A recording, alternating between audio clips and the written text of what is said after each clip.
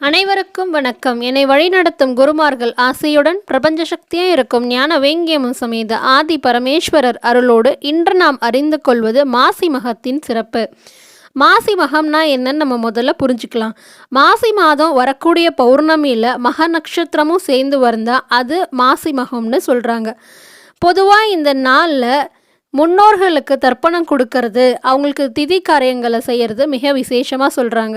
நாம் அமாவாசை நாட்களில் தான் முன்னோருக்கான வழிபாடுகளை செய்வோம். ஆனால் பௌர்ணமி மட்டும் நம்ம செய்யக்கூடிய ஒரு வழிபாடுன்றது அது இந்த மாசி மகம் பௌர்ணமியில் மட்டும்தான் முன்னோர்களுக்கான வழிபாடுகளை செய்கிறதுன்றது நமக்கு அபரிவிதமான பலன்களை தரும்னு ஐதீகத்தில் சொல்லப்பட்டிருக்கு. இந்த திதி தர்ப்பணம் அப்படின்ற விஷயத்தை முதல்ல எம்பெருமான் சிவபெருமான் திருவண்ணாமலையில் ஆரம்பித்து வச்சுருந்தார்.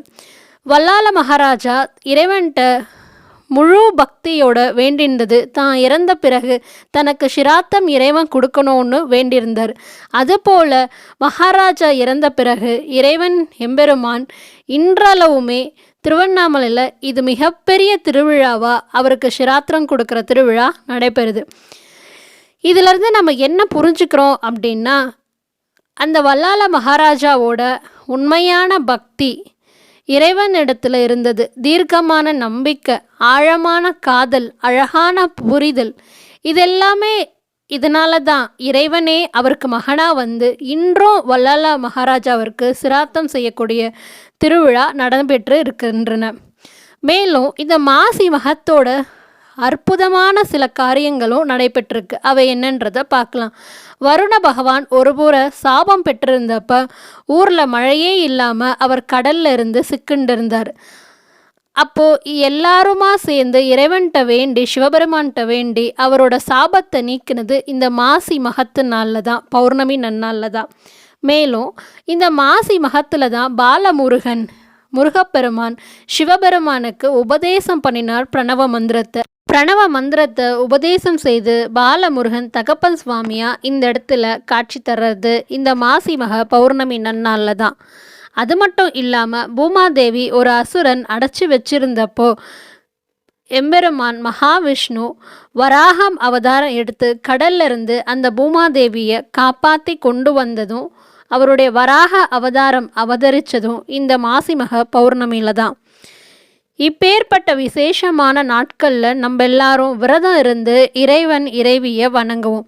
அப்படி விரதம் இருக்கும்போது உடல் மட்டும் மௌன விரதமோ உண்ணாவிரதம் என்று இல்லாமல் நம்ம மனமும் எந்த சிந்தனையும் இல்லாமல் இறை சிந்தனையிலே நம்ம மனம் ஒடுங்கினா அது மிகவும் விசேஷமான விரதமாக இருக்கும்னு சொல்லப்பட்டிருக்கிறாங்க.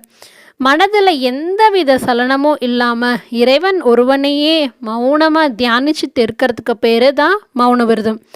அது மட்டும் இல்லாமல் நம்ம ஆலயங்களுக்கு செல்லும்போது விளக்கேற்றி வழிபடுறது நம்மளோட வழக்கமான ஒரு செயலாக இருக்குது. அப்படி விளக்கேற்றுவதுன்றது பலிபீடத்தை கடப்பதற்கு முன்னவே அந்த விளக்கு எரியப்பட வேண்டும். ஏன் தெரியுமா? நம்ம மனதின் வினைகளும் நம்மளோட கர்ம வினைகள் அங்கு பலியிடப்பட்டு எரிந்து சாம்பலாக வேண்டும். நாம் தூய்மையான மனதோட ஆலயத்திற்குள்ள பிரவேசித்து இறைவன் இறைவியின் ஜோதிய தரிசனத்தை கண்டு அதனோடு இரண்டரை கலந்துட வேணுன்றதுக்காக தான் இது போன்ற வழிமுறைகள் நம்மளோட ஆலயத்தில் பின்பற்றப்படுகின்றது. மேலும் இந்த புனிதமான மாசி மக நன்னாளில் தூய்மையான நீரில் நீராடி விரதம் இருந்து விளக்குகளை ஏற்றி மனதை பரிபக்குவ நிலையில் வைத்து இறைவன் ஆதி பரமேஸ்வரர் மற்றும் இறைவி ஞான வேங்கியம்மனை வணங்கி பிறவியில்லா பெருவாழ்வு நிலையை அடையவோம். நன்றி. சிவா. திருச்சிற்றம்பலம்.